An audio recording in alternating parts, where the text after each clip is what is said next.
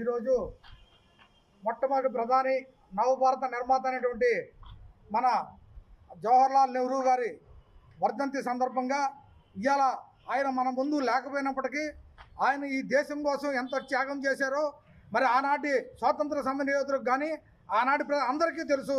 ఇవాళ నేటి యువతకి ఇవాళ జవహర్లాల్ నెహ్రూ గారు ఈ దేశం కోసం ఎంత త్యాగం చేశారో సుమారుగా 15 సంవత్సరాల వరకు ఆయన జైలు జీవితాన్ని గడిపారు. 18 సంవత్సరాలు ఆగర్భ శ్రీమంతుడైనటువంటి జవహర్లాల్ నెహ్రూ గారు ఆస్తుల్ని సర్వం కూడా ఈ దేశం కోసం త్యాగం చేసిన ఒక గొప్ప మహానుభావుడు. ఆయన మన ముందు లేకపోయినప్పటికీ ఈ భారతదేశాన్ని ఆ రోజున స్వాతంత్రం సంపాదించాక మొట్టమొదటి ప్రధానిగా నియామకం చేయించి అందరూ కూడా ఏకగ్రీవంగా ఎన్నుకున్నటువంటి ఒక గొప్ప నాయకుడు.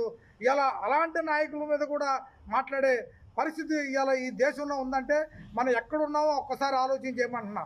మనం ఇవాళ ఈ జవహర్లాల్ నెహ్రూ గారు ఈ భారతదేశాన్ని ఎంతో అభివృద్ధి చేయాలి, వ్యవసాయ రంగం మీద ఎక్కువగా ఆధారపడినటువంటి మన భారతదేశంలో మరి ఇలా బాక్రానంగల్ ప్రాజెక్టు కావచ్చు, మన నాగార్జున సాగర్ ప్రాజెక్టు కావచ్చు, అనేక నీటి ప్రాజెక్టుల్ని ఆయన తీసుకొచ్చినటువంటి ఒక గొప్ప నాయకుడు.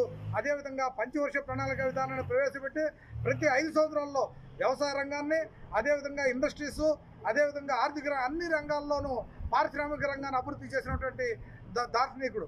అలాంటి నాయకుడు యొక్క మన ముందు లేకపోయినా ఆయన ఆశయం కోసం ఆయనకి ఘనంగా నివాళులు అర్పించడం అంటే ఆయన చేసిన సేవలు మనందరం కూడా రేపు రాబో తరాలకు తెలియజేసి నెహ్రూ గారి త్యాగం ఈ దేశం కోసం ఆయన చేసిన త్యాగాన్ని మనందరం కూడా ఒక్కసారి స్మరించుకుంటే మనం కూడా ఈ భారతదేశంలో పుట్టినందుకు గర్వంగా మనం ఒక భారతీయుడిగా చెప్పుకునే అవకాశం ఉంది.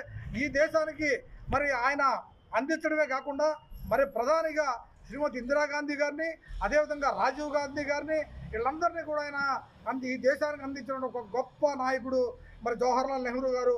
ఆ రోజున మహాత్మా గాంధీ గారు కావచ్చు, సర్దార్ వల్లభాయ్ పటేల్ అందరూ కూడా ఈ ఏకగ్రీవంగా ఈ దేశానికి మొట్టమొదటి ప్రధానిగా మన జవహర్లాల్ నెహ్రూ గారు ఉండాలి అని చెప్పి ఏకగ్రీవంగా తీర్మానం చేసినటువంటి ఒక గొప్ప నాయకుడు యొక్క మన ముందు లేకపోయినప్పటికీ ఆయన ఆశయాల కోసం మనందరం కూడా పోరాడి మనందరం కూడా చేయాలని చెప్పి కోరుకుంటూ సెలవు. జై కాంగ్రెస్.